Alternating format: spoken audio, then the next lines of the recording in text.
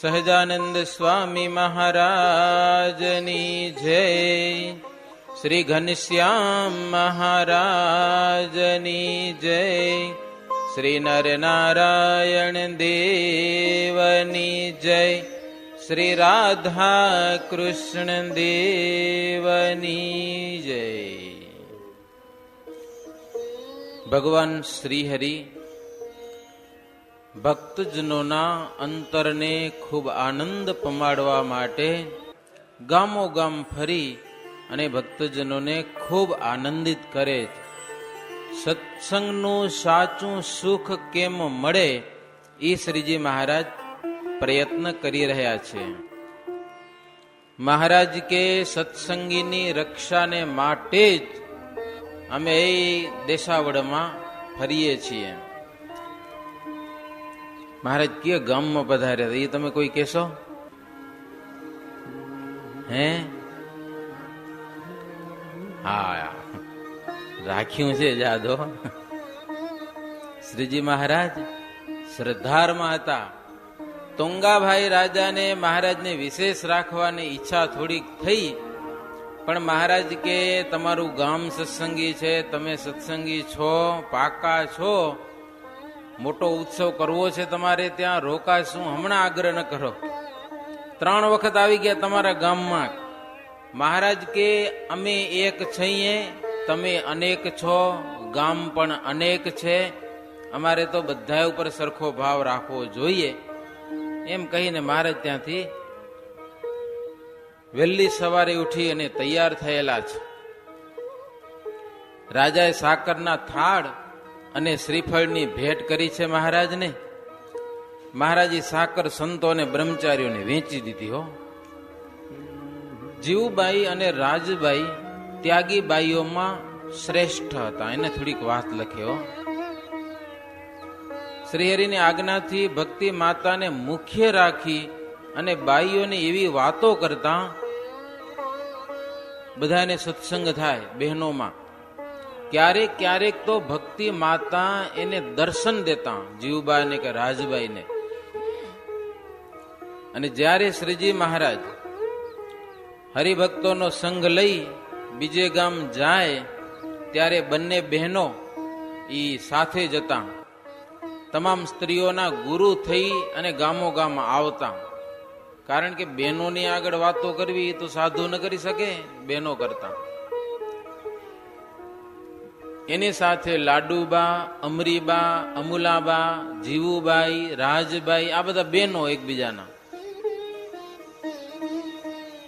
અને જ્યાં સુધી ધર્મકુળ નહોતું આવ્યું આ સત્સંગમાં, ત્યાં સુધી તમામ બાઈઓના ગુરુ જીવુબા હતા. બાઈઓ પોતાના ભાવ પ્રમાણે જે જે વસ્તુ અર્પણ કરે, જીવુબાને દ્રવ્ય કંઈક ભેટ કરે તો જીવુબાઈ કાંઈ રાખતા નહીં, બધું મહારાજને આપી દેતા. પોતા પાસે કાંઈ પણ નહીં.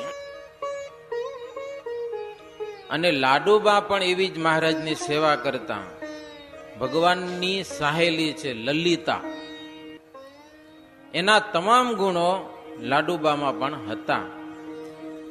તો ભક્તિ માતા બાઈઓ દ્વારા શ્રીહરિની દિવ્ય મૂર્તિને લાડ લડાવતા હતા. મનુષ્ય તનની રીત શ્રીહરિએ મનુષ્ય શરીરમાં રાખી. પડે સમજણ કથાની? મનુષ્યની રીત છે ને એ મહારાજે પોતાના શરીરમાં રાખી હતી. બ્રાહ્મણોનું જમે, બીજાનું મહારાજ જમે નહીં. તો લાડુબા જીવબાને થાળ કરવાની, જમાડવાની ઈચ્છા હોય તો મહારાજ કે મૂર્તિને જમાડજો, મૂર્તિ દ્વારા અમે જમશું મહારાજ કે. અને મૂર્તિ તો સદાયને માટે પવિત્ર, ગમે એના થાળ સ્વીકારી શકે. હો, એને કોઈ દોષ જ નહીં. મહારાજને કોઈક જમાડવાની ઈચ્છા કરે ને તો મહારાજ કે અમે બ્રાહ્મણ છીએ, મૂર્તિ શું કે, એ તો ભાવથી જમાડો તો જમે. મૂર્તિ સદાયને માટે નિર્દોષ છે. ભગવાન પ્રત્યક્ષ હોય તો ના પાડી દે અમે નહીં જમીએ, પણ મૂર્તિ ના પાડે કોઈ દિવસ. પ્રેમથી જમે, તમે જમાડો તો. એટલે શ્રીજી મહારાજ એ બહેનોની સેવા, ભોજન વગેરે મૂર્તિ દ્વારા સ્વીકારતા. અને પોતે શું રીતે ચાલે તો જ બીજાને પાછું કહી શકાય ને. પોતે નિયમ ધર્મ પાડે તો બીજાને કહી શકાય. એટલે એવી રીતે મહારાજ પોતે કરતા અને કરાવતા. મુક્તાનંદ સ્વામી કે ઉત્તમ રાજન, ભગવાનને કોઈ મર્યાદા પાલન કરવાનું કોઈ જરૂર હોતી નથી. સદાયને માટે નિર્બાધ છે, બ્રહ્મરૂપ છે, અગ્નિરૂપ છે, ભગવાન છે. તે ચિદાકાશની પેઠે ભગવાન નિરાવરણ છે. એમની રીતે કોઈ બીજો ચાલવા માંડે તો મહામુક્ત પણ નરકનો અધિકારી બને. ભગવાન કે એમ કરાય, પણ ભગવાન કરે એમ કરવાની કોઈને જરૂર નહીં હો. અને કરવા જાય તો પડે ક્યાંક. ભગવાનના બધા ચરિત્રો દિવ્ય ભાવથી ચિંતન કરવા યોગ્ય છે અને મોક્ષકારી છે. અને ભગવાનના ચરિત્રોમાં દોષ ન સમજે એ જ પરમ પદને પામે છે. અને તે પ્રમાણે આચરણ કરે, ભગવાન કરે એ પ્રમાણે, તો ઘોર નરકને પામે છે. એવી મહારાજ વાતો કરી. ત્યાંથી શ્રીહરિ ચાલતા થયા. એક જ રાત રોકાણા હો સરદારમાં. ત્યાંથી ભગવાન શ્રીહરિ ચાલતા ચાલતા ગોંડલ શહેર પધાર્યા છે. ગોંડલ શહેરના રાજા સત્સંગી હઠીસિંહ અને શ્રીજી મહારાજે દીકરીઓને દૂધ પીતી થવાના રિવાજો ત્યાંથી શરૂઆત કરેલી. તમે શરૂઆત કરો મહારાજ. બોલ્યા કે અમારી લાજ જાય. મહારાજ કાંઈ નહીં જાય. અમે કઈ એમ કરો તો કોઈની લાજ જાતી નથી, કે જાતી હોય તો રે. એટલે બહુ ભાવવાળા શ્રીજી મહારાજને વિશે. ભગવતસિંહજી રાજા હતા ગોંડલના. તો શ્રીહરિ ગોંડલ પધાર્યા. એટલે સીધે સીધા ગામમાં તો મહારાજ ન ચાલે જાય. ગામની બહાર સરસ મજાનું ઝાડ હતું. ઝાડની છાયામાં જઈને મહારાજ બેઠા. રાજાને ખબર પડી એટલે રાજા પણ આવ્યા છે. મહારાજને પગે લાગ્યા.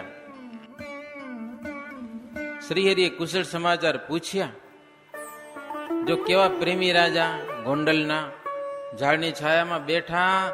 અને એ મહારાજ પેલા ગોંડલ આવ્યા હતા ને પછી આખો આંટો મારી આવ્યા. સત્સંગમાં ક્યાં ક્યાં ફરી આવ્યા ને કેવા કેવા ભક્તો મળ્યા. એ બધી વાતો કરી ગોંડલના રાજાની આગળ. મહારાજ કે હરિભક્ત જેવો ધર્મ કોઈ રાખતા નથી. જગતમાં એવો ધર્મ ક્યાંય નથી.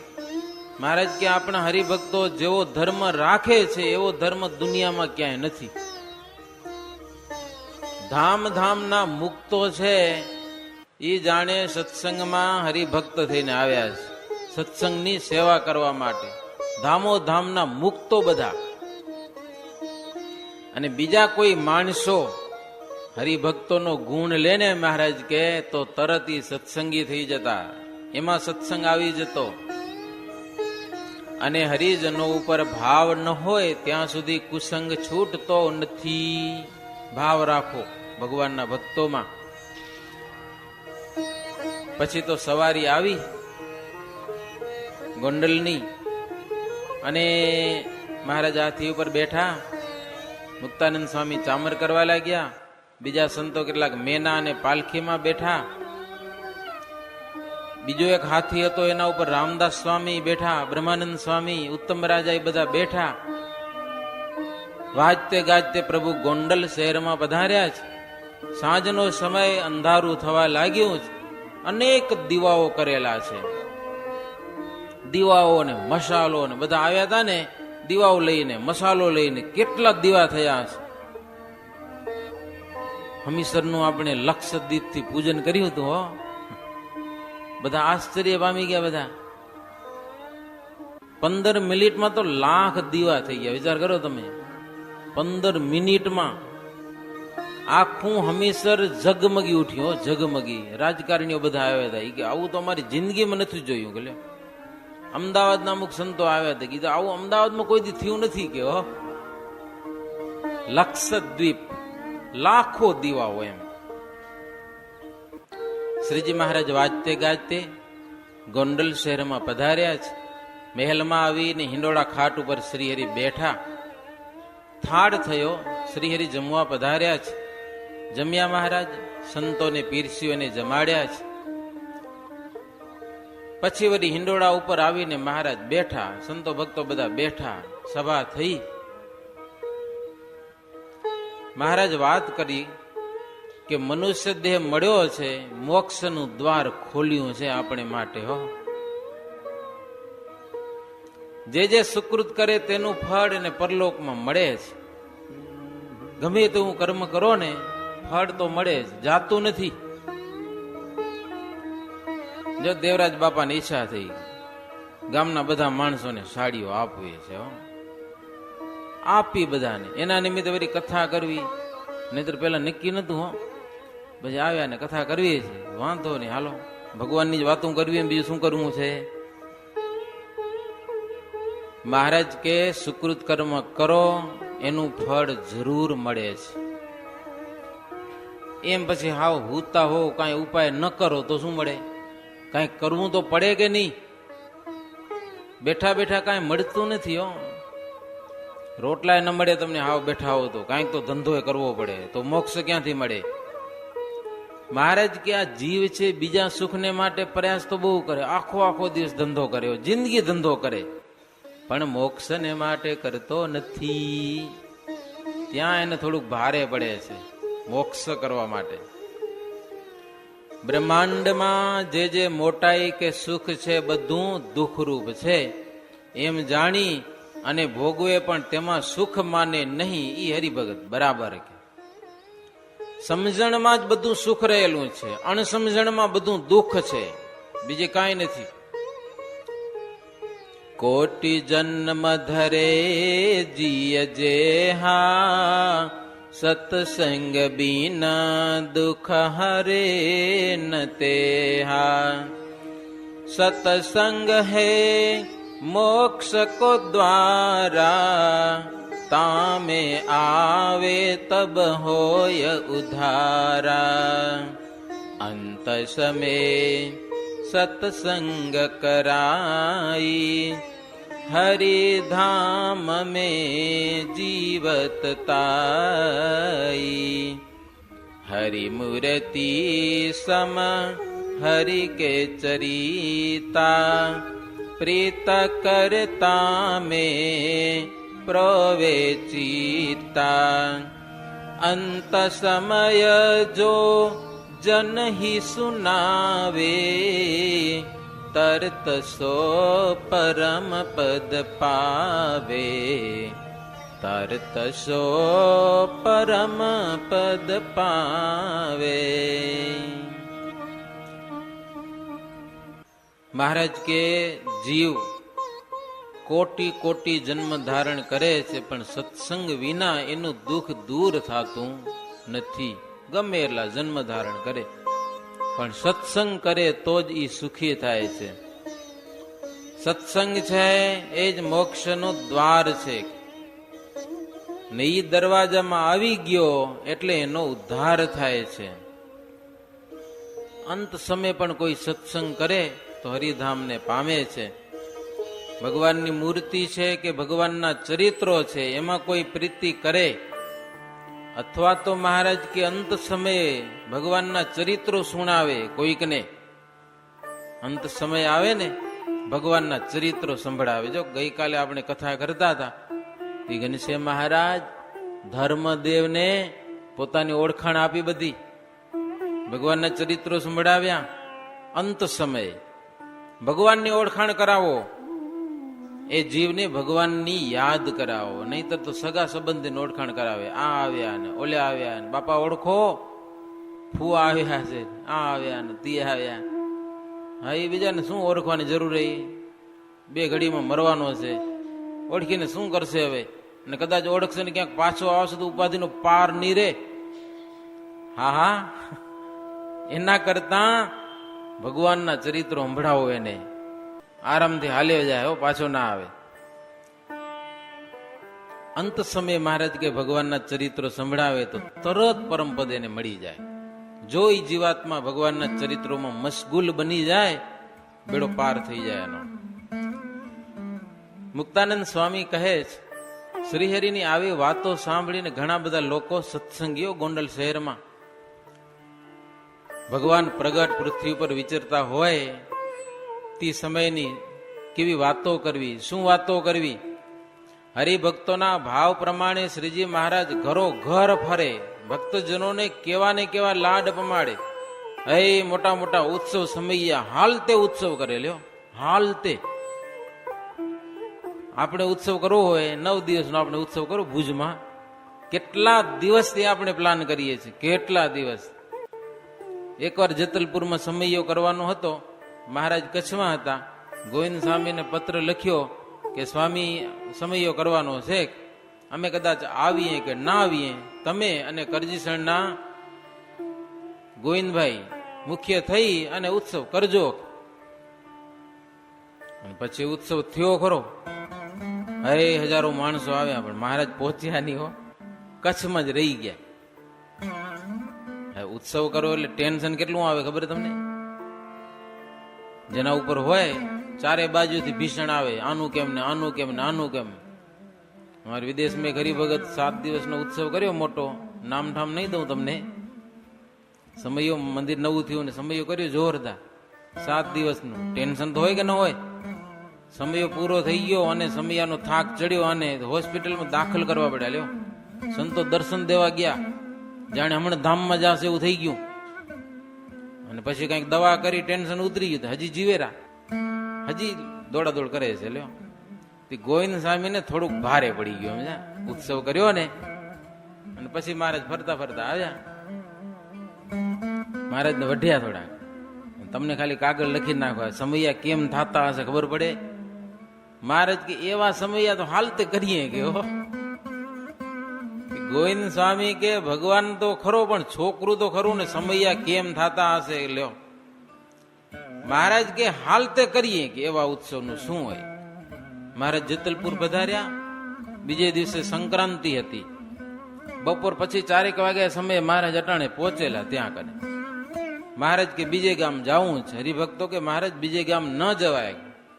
કાં તો કે આવતીકાલે સંક્રાંતિ છે, પુણ્ય કાળ, દાન પુન થાય, બ્રાહ્મણોને જમાડાય. એમ મહારાજ કે ગામના બ્રાહ્મણોને જમાડીએ તો ઘી કેટલું જોઈએ? 1 મણ ઘીઓ તો થઈ રહે. આજુબાજુના બ્રાહ્મણોને બોલાવીએ તો 10 મણ જોઈએ. મહારાજ કે આખી 84 કરીએ તો મહારાજ ઘણું બધું જોઈએ. કે લ્યો, મહારાજ કે આવતીકાલથી કરો શરૂઆત, કે 84 કરવી છે. 84 જાતના બ્રાહ્મણોને જમાડવાના. આવતીકાલે વસ્તુ બનવાની છે. મહારાજ કે બનશે, શું ન બને. અને બીજે દિવસે સમયો ચાલુ થઈ ગયો, હજારો બ્રાહ્મણો આવી ગયા. એ રસોઈઓ થાય ને બ્રાહ્મણો જમે ને જલસો થાય. એમ તો 18 દિવસનો યજ્ઞ કર્યો, 18 દિવસ. પછી ગોવિંદ સ્વામીને મહારાજ કે જોયું. ગોવિંદ સ્વામી કે મહારાજ તમે ભગવાન છો, બધું કરી શકો, કાંઈ નહીં. પાછી તોય મહારાજને કોઈ જાતનું ટેન્શન નહીં. પાછો આટલો સમયો થાય, લાખો બ્રાહ્મણો જમે, જય જયકાર થાય, બધો કાંઈ નહીં. ભગવાન છે ભાઈ. આ તો અપાર સમયાઓ કર્યા શ્રીજી મહારાજ. પાપી જનોને જો યાદ આવી જાય ને તો જીવાત્મા પાપ થકી છૂટી જાય. એવી તો શ્રીજી મહારાજ મધ્યરાત્રિ સુધી બધી વાતો થઈ. પછી શ્રીહરિ પોઢી ગયા. સવારે સંતોએ ધૂન કરી. ધૂન સાંભળીને શ્રીજી મહારાજ જાગ્યા અને ત્યાંથી ચાલવાની શ્રીજી મહારાજ તૈયારી કરી. એક જ રાત હો. રાજાને રાખવાનો આગ્રહ હતો, પણ શ્રીજીની મરજી નથી મહારાજની, એટલે કઈ બોલી શક્યા નહીં. પણ રાજા એટલું કીધું કે મહારાજ તમે આવ્યા, મજા બહુ આવી ગઈ હો. એક જ રાતમાં હાજે મહારાજ આવ્યા હતા.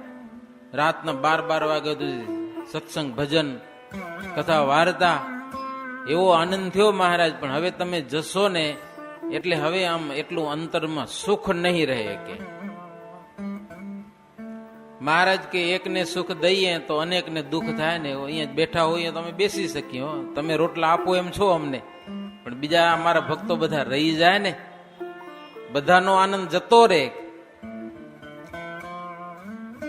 અને કેટલાક ને ઓછી સમજણ હોય તો વિમુખ થઈ જાય. મહારાજ કે આ બધું હાંચવું પડે સત્સંગમાં, માટે જ અમે ફરતા રહીએ છીએ. સત્સંગનું મૂળ પાકું થાય પછી વિમુખ થાય નહીં કોઈ, પછી સમજી જાય. અને પાકા સત્સંગની ઓળખાણ એ છે કે સુખ દુઃખમાં એક રંગ રહે, મોડો પડી જાય નહીં હો, એક રંગ રહે એનો. સત્સંગ બીના ઓર સુખ અપારા, તાકુ જાને અતિ નકારા. અષ્ટ સિદ્ધિ નવનિધિ કહાવે, સત્સંગ સે જો વિમુખ કરાવે. તો તાકો તરત તજ સંગા, સત્સંગ કું રહે દ્રઢ અભંગા. સત્સંગ ભય ભય દેહ में દુખા, દુઃખ કર સત્સંગ પરે ન લુખા. મહારાજ કે સત્સંગ વિનાનું ગમે એટલું સુખ આવી પડ્યો, સત્સંગને એક બાજુ પડતો મૂકીને એને નકારું સુખ માને કે ન જોઈએ. સત્સંગથી વિમુખ કરાવે એવી રિદ્ધિ સિદ્ધિ સુખ સંપત્તિ એનો પણ ત્યાગ કરે કે આ સત્સંગથી અલગ કરે છે, આ ન જોઈએ. એ પણ દેહમાં ગમે એવું દુઃખ આવે ને એનો સત્સંગ મોડો ન પડે હો. સત્સંગ થતા થતા પુત્ર કે ધનનો નાશ થાય, માત પિતા કદાચ દ્વેષ કરે, ઘર બળી જાય, કુળ કુટુંબ રૂંઠે, તો પણ સત્સંગ મોડો પડે નહીં. ક્યારેક આવે દુઃખ, ના આવે એમ નહીં. વાગડમાં પદમપર ગામ છે, ત્યાં કને એક પટેલ દેવજી ભગત ગામની પાદરમાં જેની વાડી, અને વાડીમાંથી મંદિરને જમીન દીધી હો. 2-3 એકર જેવી જમીન મંદિર માટે ફાળવી નાખી. મંદિર બન્યું, પોતે સત્સંગી થયા, ભગવાનની સેવા કરે. પેલા કાંઈ નતું, પણ પછી પગમાં કપાસિયા થયા હો. 2 પગમાં કપાસિયા, હાલી ન હાગે. કેટલી દવાઓ કરાવી, કેટલા હેરાન થયા. ગામના માણસો કે આ તમને નડ્યો સત્સંગ હો. પણ એને સમજાણું કે સત્સંગ કઈ નડતો હશે પગમાં, સત્સંગ છોડ્યો નહીં. ગામના માણસો કેટલું કીધું હશે એને. સત્સંગ કરતા જ રહ્યા, ભગવાનની સેવા કરતા રહ્યા. એમ કરતા કરતા 3 કે 4 વર્ષ પહેલા એનો અંધકાળ સમય આવ્યો. પણ કેવો અંધકાળ સમય! બ્રાહ્મણ પાસે એને ભાગવતની કથા કરાવી 7 દિવસની.